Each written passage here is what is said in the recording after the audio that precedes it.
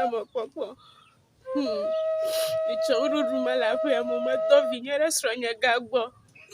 Basi subo kpere nya ichini atongo dunana. Sronya gatru tira jere jayo mavagbonya. Anya okoro na ma epenye ba. Na maloba makpenyo mvele na esro. Afi akoro dunana. Asina nya tomato mala. Gada shire nya maji kire ka.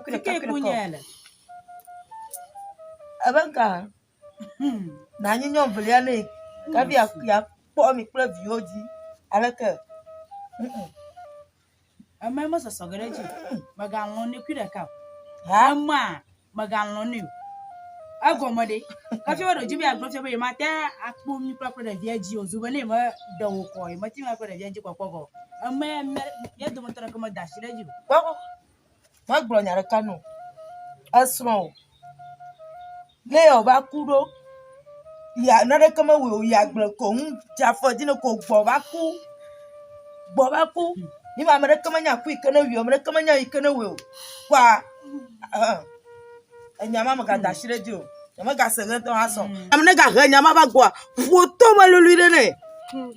No wa be yo le fi wa yo la. Asanya. Nyama. Na ma ku dam. Na ma ni ma ku dam maganlo ni. Na vako. Kan kuma ni nyu file na kan kuma no joko. Kan kuma ni nyu fa na gbe ba tugbaji. Imaga ji pa for lafia gojo. Ye pa shimo na ka imaga ji o. Na ku no kokko ye. Na yo pe vi o ma pe o. Yo no ni. Maganlo. Àwọn moto ngbo ma jina ba no va nya ba awi ya no akpo yi kama tuklo. Bo tu ikli sisi na nam ya yi fi ya obe samolo wa yo nam ya yi. Mi na ma gbedo mo no. Asanya.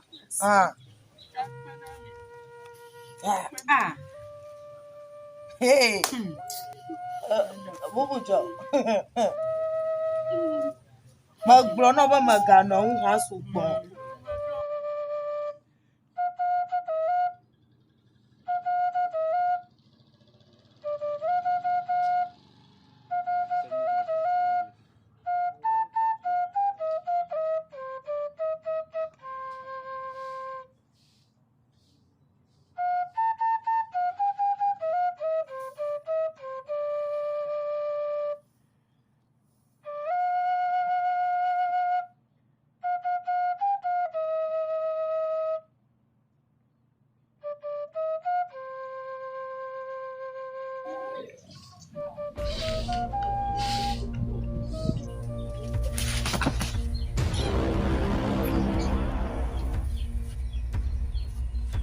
Ama bonyo ona me a anya basro ma fa boku akutuma na ma ama ya ona me a ama kura ga jefo de jino chowu Ma popo na nako. ama kura ga jefo de jino chowu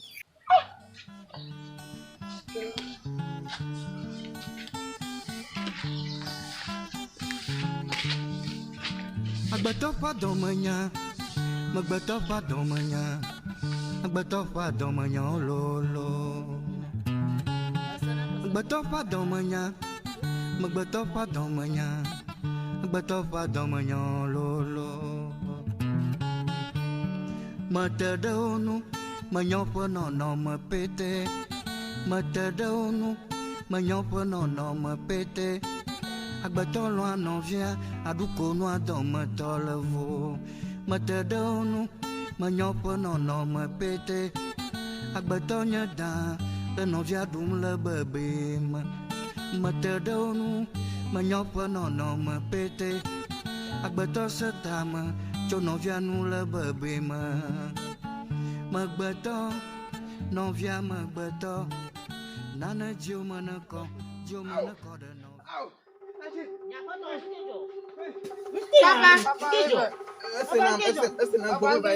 ese na boma vai ku ma do bene ku egbe ku me nya dudu na sina ku tunya trole ku ka tunya maka Na dogba na esi na iko kotoma no.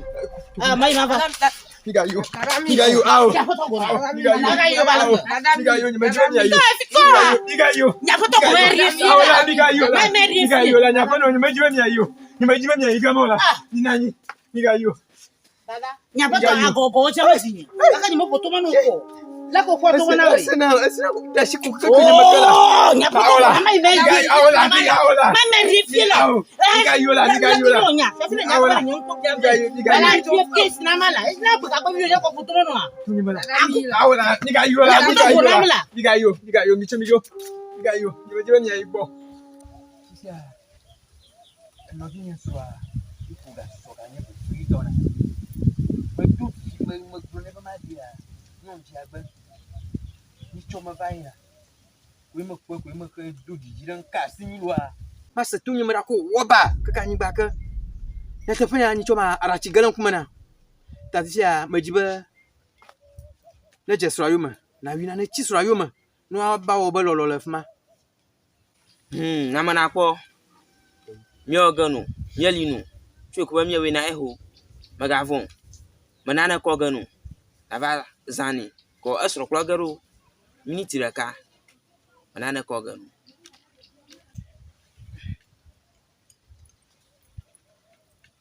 Uma ga kitikata se joto mo joto so nu se popodu. Mani ba no he. Mani ba na dani gba ga ma joflo. Mani ba no kaka. O ja pa holi ho. Aje to bruto. O je ta bruta. O gidigidi. To mo la o pafia. Before ma je gbe. E to bi no ho. Ti mo gba ja mo pa bi ho. E pa tro bro cheri. O pa che bro atori. Chabolo. Ajo no ta no ga no. Ma chabolo.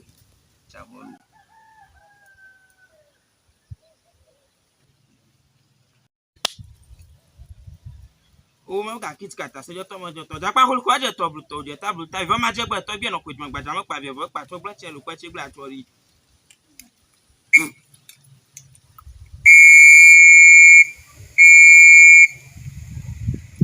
Amana ko aponia ko ganu ava di ti zomani nan mi ko akro sroro miniti raka ata hai amana ko jom Yo.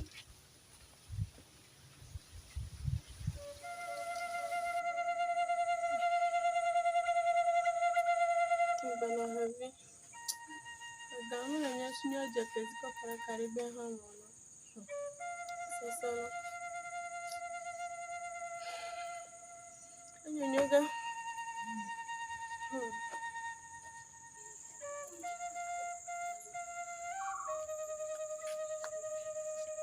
Oh, nyapa no.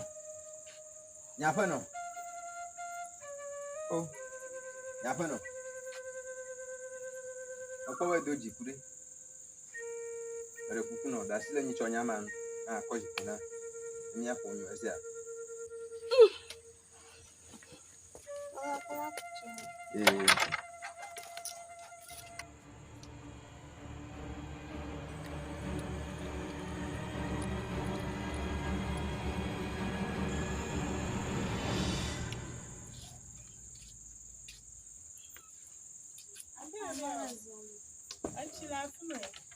Oh, enani. Ali o hadi. Me maji mayo amareno wa bari. Nya do nya maru ndeka. Asia.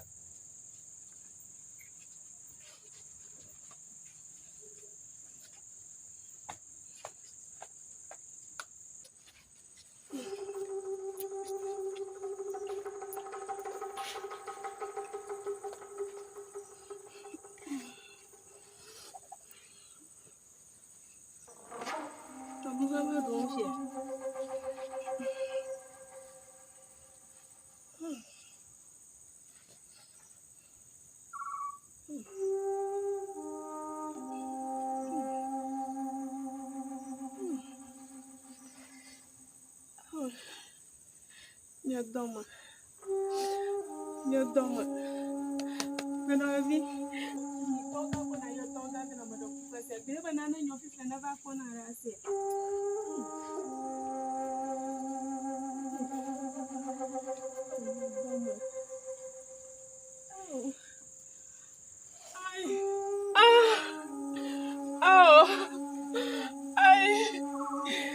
Nyadoma. Aula.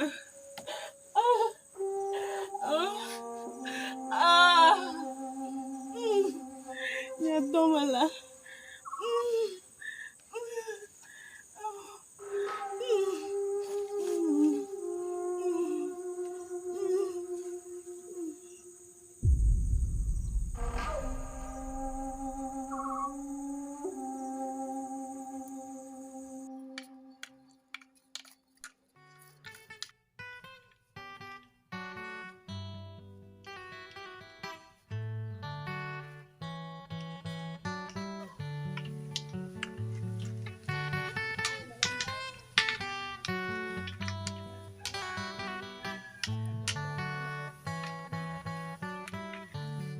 Agbado heavy.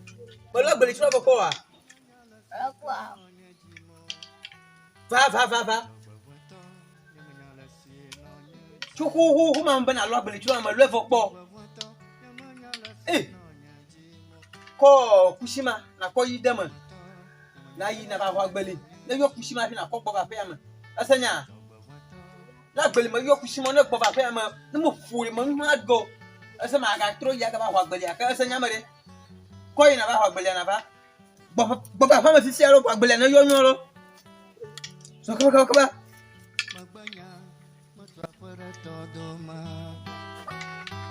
Jogba wato ma jeta ma lopa numa Magbanya ma trapara wa todo ma Jogba wato dava jivi de khonyama Jogba wa da ola nunya jojo ma ka Jogba wato nyamanya lesi no nyejino Jogba wato nyamanya lesi no nyejino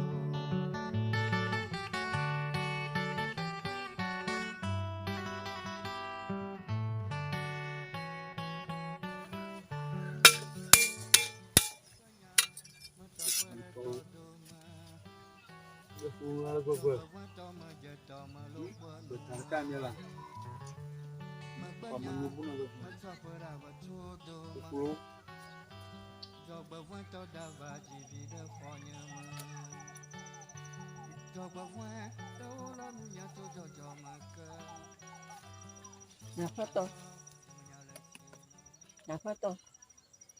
Apa no? Nke na yibo na ma. Tama bubu kwelo. Nka ba tama bugwe. Awori. Gbano kavia. Fofoku. Dada aku. O ma inada lo. Nya gboma no fia nya pono. O ma inada lo. Ezi afiko le fia gbano kezi afiko le fia. Ala toka go le. Toga ta. To. Amana pe ba tama. Mana ko go le. Ba tama sa upatogia. Amana pogo. Mana ko go le jale. Bo. Po. Nya pono. Nafato. Nya ma gbona fia. Jiro vien lo. Ba buta ma bu ko. Na jingo lo nyangu. O kana. Na ma ke o. Tama kan bo bona ngu. Tama ku bu malema. Ai, tale. Bagate doro wa gafia. Yura.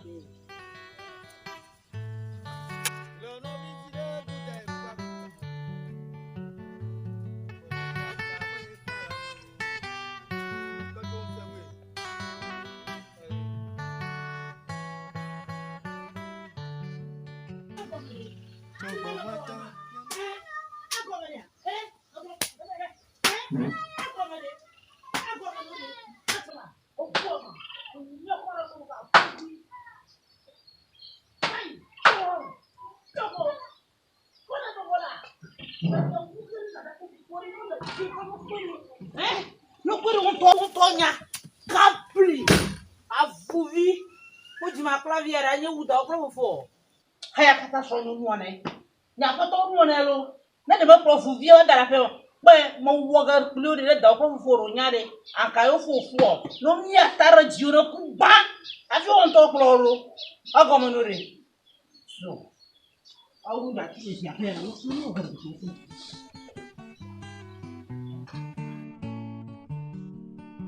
Klopate manya, zolinya buda la odoma, zolinya buda la odoma, zolinya buda la odoma. Klopate manya, zolinya buda la odoma, zolinya buda la odoma, zolinya buda la odoma. Eya manamo china, china, china.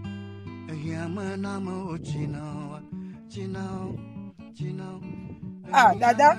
Inyo. Dada. Chogla. Ya gbla be dinaro. Dada. E ga se sna ma bon ko po a. Oh, esinamuku. Eh? Ah. Esinamuku. Gbe ka gbe. C'est dans mon corps, on veut. Sure. Yo combien c'est hein? Que via gbono reviare. La toga mana bobo. Mana pogba. Bono revi la mana pogbo. Tu vois di magbo. Dada. Mana pogba. Dada ka isale ma.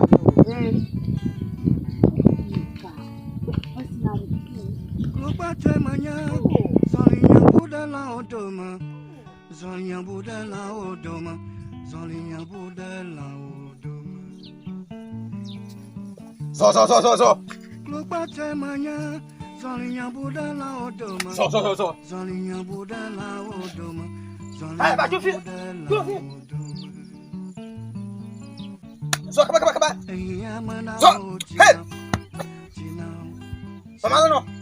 Eyamana mo China, Kwe. Ina left. China, Kwe. China. Kome. Namba ko. Ofuge sere. Ko. Mashira garo. Ko kuja. Nan maga kele to sere ofu sere. Ko kuja.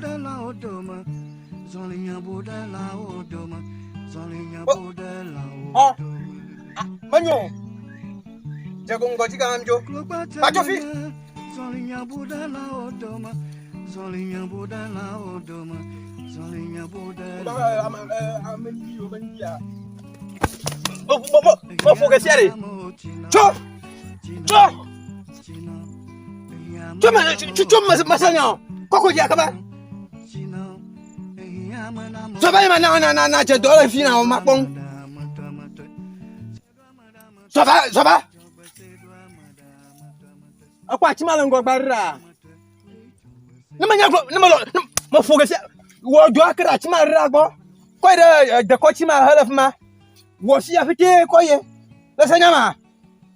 Nima fo bi la fa ma. Nima nyira ga fa jere. Wo do.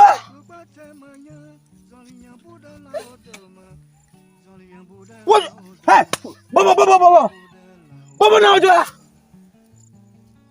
Mo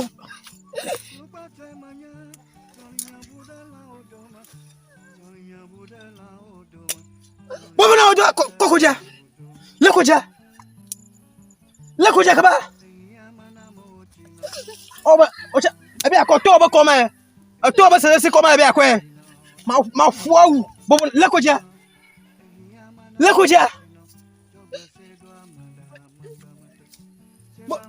Ai. Namo do ala gya bawre. Namo wo do ya bo le gya bawre.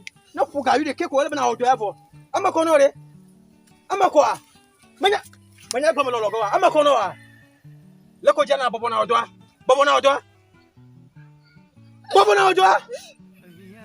Ati mo cha e be ato so ba body koma. Ma fulu ko da glere. Amre kama bien no gble ko la bu. Na no jore dia ro ko mo po. Wojo akwa ti ko ma le kuma. Wojo aka na kara ti ma go. Se ya. Ah. Le jo ma lo le ko di le ma fu ke tiele. Ah, anya ke. Alo nya twisa kusa man ke ma didinda. Ma fulu ko da glere. Na ma ya no dia ko lo ba wo la bu. Mana kpo ga kpo cho vie va gble ga ba o mala. Oh, allo. Wojo la bobo nanya.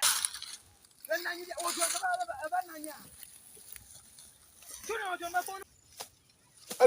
Da bola do me na wojo kaba la o fu ke tiele. Ah, no wojo ko fu gba na ko gba ma gba. Oh. Lakini no, map mo visa. Amaganke. Oh. Ukejo. Non, mais fia de ditonye. Ba va bola gble quoi. Hein? Ba va bola. Manya mo. Ba va bola gble De quoi. via ba ngonglenye. Hein? Ba va bola gble quoi. Déjà vous faut que via bonnie. Do ko la gble mana. Ba du ko gble kamanu. Ah. Le tu ko dia. Ba via manade. De via ba ngonglen.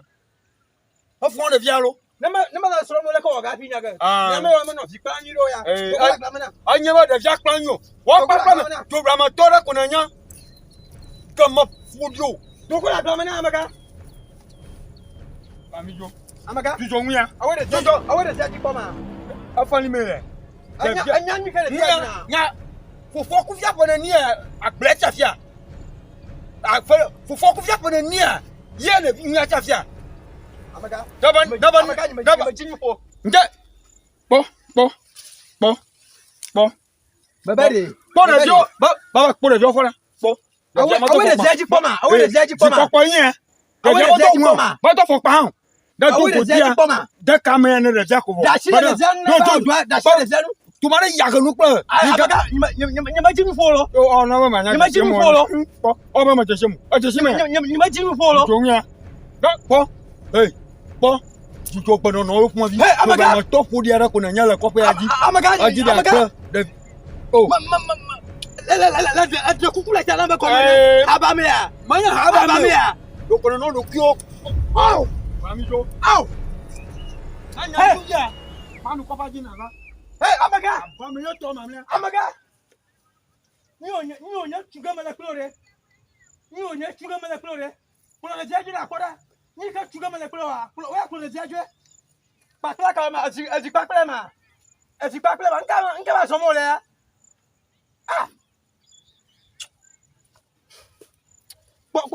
Pon nyen che ba ole giatera. Pon nyen fa ole giatera. Tu de kutula kana tu ba ko. No pa me bona me mo gene ba ma ba ma nyim logo ma fa mo logo mo wo gene ba la fa ma ba ko le jaji la bla Zolinha Buda la odoma. Zolinha Buda la Amana odoma. po. Zolinha Buda. Dagbe. dagbe ga kelen ganyo wonde den yela gbelfia nyuma wore nyuma ma jiji nyu ma joji na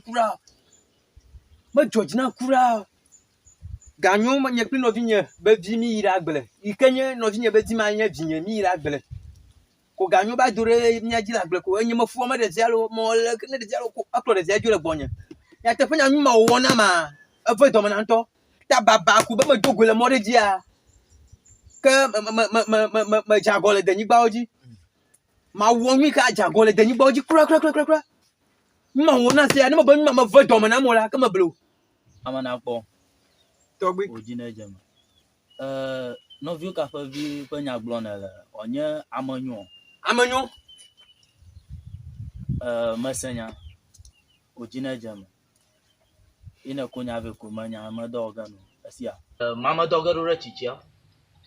Alaba nanya elia. Nanya matotroga do mano. Alaba ma ganyo yoga. Ovanemia Adam kunyama. Asia. Ojina jama. Jikama gacho. Masi vo ba ma kwele mo de dia la kama glalo kama ma dugule mo de dia kwa kama gbele nyama ko ga nyama ko ki gbere Amana po. togbe Ima ma glonu vai. Ware jiri. Jikama gacho. Asia. Ina kunya ve ama khunu. Ware jiri na po shinyanu. Asia. Wa po shinyanu. Ma chicho yoga fia. Asia. Ma jiji goa. Nyama dodo bonano. togbe masi ake bodo afa ma gbo Apa?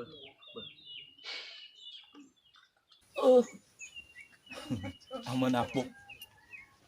Kata fi depi o fujagla la gogo. Ovo fofo po vumale na ma fofo ma no be. Nya du mana na ma afi togba oyuri. Togba ba gama mo manye de bi ha. Fofo ma nya ro nya ipon ko da duri. Klupa temanya. Ayo. Zolinha Buda la odoma. Toma rura. Zolinha Buda la odoma. Kia nya Zolinha nya. Buda la odoma. Chami. Mamito. Dogo na anyi no pa. Ago na fi abonwa. Ama. Chami. Chamito. Na sia na ro shipito gbo. Na o yi uma gbo. Ano ba nke kara onye ya wa. Nya vi amana kpoko. Nya re binami. Alaba ma yo mi alita town. nye ɖo ŋkeke ye egbe nye ŋkeke yi ke míeɖoa. Míavi ganyo ƒe nyawo kɔvi nye yue ye wòtɔ na mí eva míali tataŋ míakpɔ be afi ke ya míadro nya ɖoa ya ta eme yewo. Yo, zikpuitɔ kple fiaƒoma katã misegba. Yes, misegba. Kami asue ne ganyo. Chami, asue ne ganyo. Yo, efo ganyo esegba. Chami mare kuma senya. Chami ne si de. Eɖo tɔgbi gbɔ. Be ɖevia lea. Ɖevia ƒome etɔ gã le agblea ɖevi lea. Ekpɔ abiwo le. Asi ne tɔgbi gbã. Tɔgbi mare ku esegba. Yes, esegba. Esi aɖo tɔgbi gbɔ be ɖevia fofoa. Gbɔnɔxevi fofoa nye kplia le miele. Etsi metɔ nye domi. Ya ta.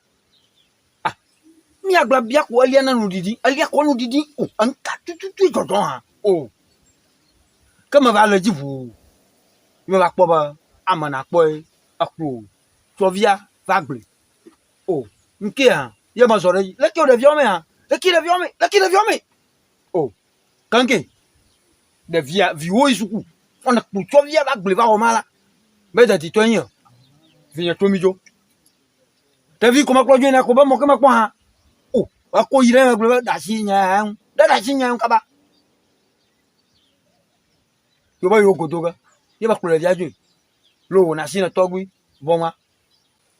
Tɔgbi kple zikpuitɔ kple fiaƒoma misegba. Yes. Kuna manakpɔ. Bonye o va da ne bonye ganyo go fiasia. Yo, efo ame nakpɔ esegba. Merci. Nyama o gblɔ mele mo.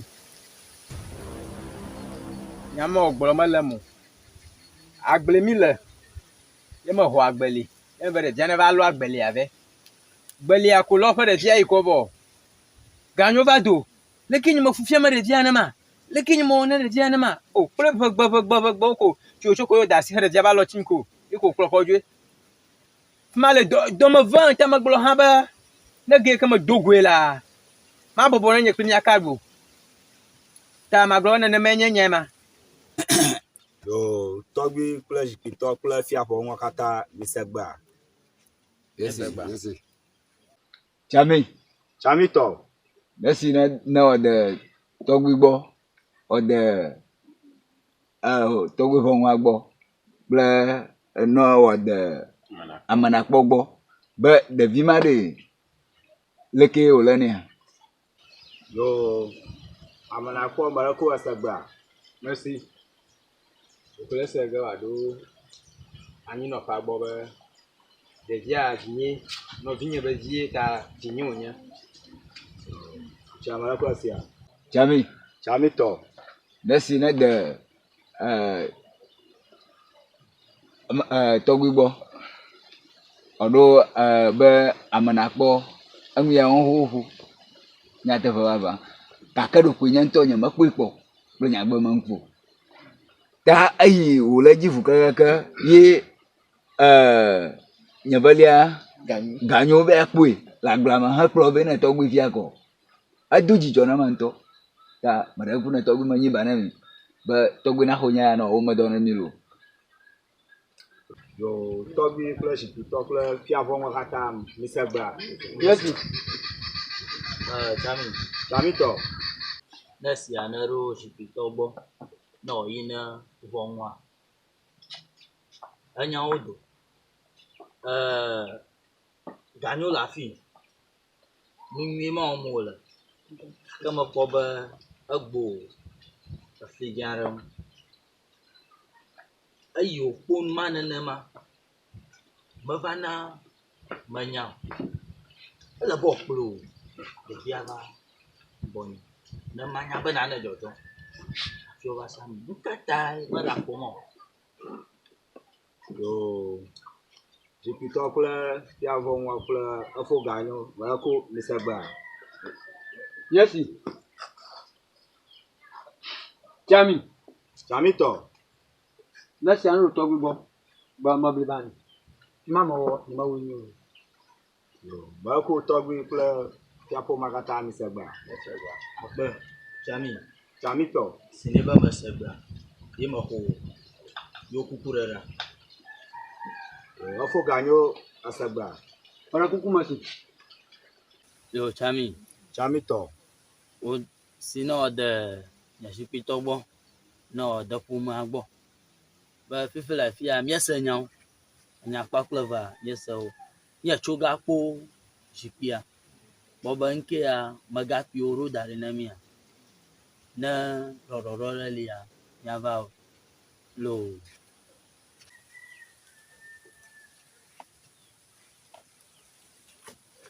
Chami, Tsamitɔ. ne sia ne de zikpuitɔ gbɔ, ne wòyi ne ʋɔnua. Be míeli tata ŋu, míeva kpɔ megakpuiawo. Ale be nu ye megakpuiwo kɔ na mí be míkɔ ne aƒetɔ amenakpɔ kple aƒetɔ ganyoa, zikpuitɔ kɔ ge na wo loo. Yo, zikpuitɔ kple fiaƒome katã bako mi se gbea. Yes. Jamilama, Tsamitɔ. nesse o de tɔgbi gbɔ. Oyi vɔ ŋlã segba. Oyi ɖe metsi ame nakpɔ gbɔ. Ɔnu to dzi keke wòse nye megakpui ƒe no gblɔ nɛ. Megakpui ƒe no gblɔ nɛ be wonya teƒe enye kɔ yiwo xɔ nya nɛ. Vava. Yiwo dzi ganyo hã. Wo kplɔ via be yiwo kpɔ ava. Wo nya be nyateƒe nya le vava. Gake tso fifi le efi. Yiwo le afia fifi le efi. Ʋɔmea fifi le efia. Yiwo te asi ɖe ge ɖevia me ne be ne gaklɔ fifi le kɔdzo aƒe me. Eganyo gbɔnɔ ge yewo kpɔ yi via ɖe aƒlo xam via ɖe kɔ be leke yewo tɔ wɔ ha. Emegba yewo yɔ nɔ asi lo. Asi ɔde gbɔ. Yo, efo ame nakpɔ ese gbea. Merci. Chami le gama. Tsamitɔ. Yokola si wa de tɔgbi gbɔ kple anyinɔƒe pete gbɔ be gbɔgblɔm wole be yewo mele asi ɖe ge le ɖevia ŋuti na mo ha. Tɔgbi kple zikpuitɔ kple fiaƒomea mi se gbea. Yes. Yes. Yo, Chami, Tsamitɔ. ne sia ne to zikpuitɔ dzi, ne wòyi ne ƒomea. Abala ezi agble nea, ye ma zikpuitɔ egblɔ. Fifi le afia, mí asi ɖo ge ɖevia dzi ɖe ganyo gbɔ. Ale be ya nayi. Ne ɖɔɖɔɖɔ aɖe eva megbea, míatrɔ yui. Ne nye elia, ne wòsi loo. Yo, zikpuitɔ kple fiaƒomea katã kple efo ame nakpɔ mi se gbea. Yes. Yes. Chami, Tsamitɔ. si ne de tɔgbi gbɔ aɖe me nakpɔ gbɔ be ala yi ke wòdzaglae alo ɖeviawo mea, yete tɔgbiwo yi daŋu nɛ be ɖevia wòanɔ ganyo gbɔ ɖo. Ta. Novinye be zia. Yixwe ko. Yo, merci. Chami. Klopate manya, zolinya budala odoma, zolinya budala odoma, zolinya budala odoma. Klopate manya, zolinya budala odoma, zolinya budala odoma, zolinya budala odoma. Eyama mo china, china, china. Eyama mo china, china, china. Eyama mo china. Jogba sedo amada, mata. Sedo amada, mata. Apa mojo? Sedo amada. Apa mojo? Ayo. Anda baru dua. Ablabi pakai maju gimana? Patemanya, solinya budala odoma, solinya budala odoma, solinya budala odoma. Patemanya, solinya budala odoma, solinya budala odoma, solinya budala odoma. Yama namo chino, chino, chino. menamo Cina, Cina, Cina, menamo Cina.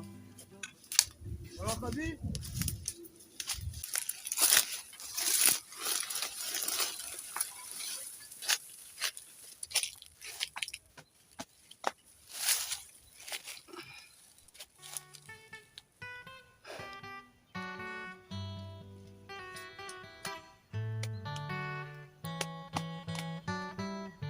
Bona kau waktu itu loh ya. Kamu tolak malah. Toto.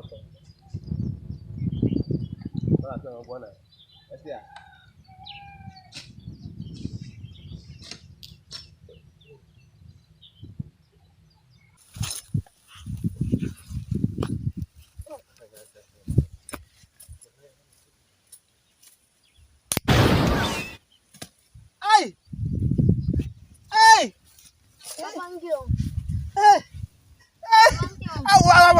Makanya siapa mau? Ai, wudu, aku namanya wudu. Kena tahu mana? Ai, buka, au, ai.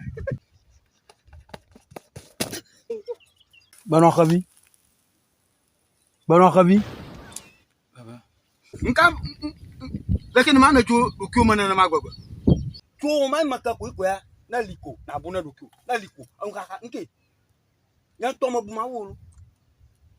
mabumawu asi manya nyaji bo nyanto manya daw mali ufu hamali bo nyanto mako to viji na da ni maka apojo mako fia wala tarasi asia jujo ya pamadoga baba mato majimanya maina utanye bu ofonya yigbo mala no banade magafo na mi do famako mo chamo ejili mi totogala anya kuya wo ko daola asia kai mi do famala to de vije makaka po mo jiro bi agba eku na uje blo ba no bun fun odo to isirodi apela mo foje cha toka ya we to papa le ka isirodi asia isirodi mo jijo yo ye ina pogala ba ti ti obanade aboku grumi ma sunbo o kasa ni pona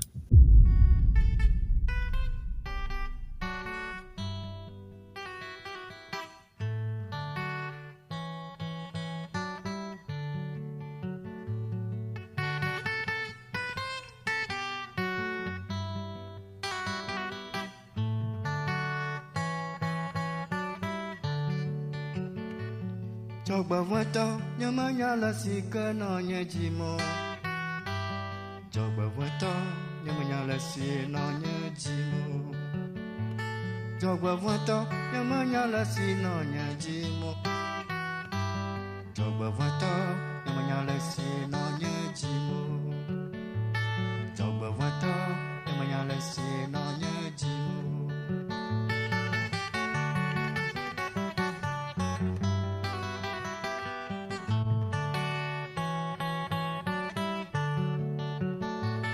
Magbanya matua para todo ma Jogba vato majata malupa numa Magbanya matua para todo ma Jogba vato dava divida khonyama Jogba vato daula nunya jojo maka Jogba vato nyamanya lesi nonya jimu Coba foto namanya lesi nonya jimu.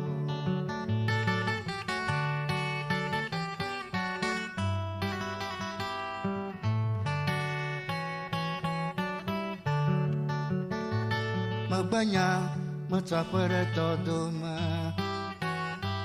Coba foto majata malupa numa. Magbanya matua para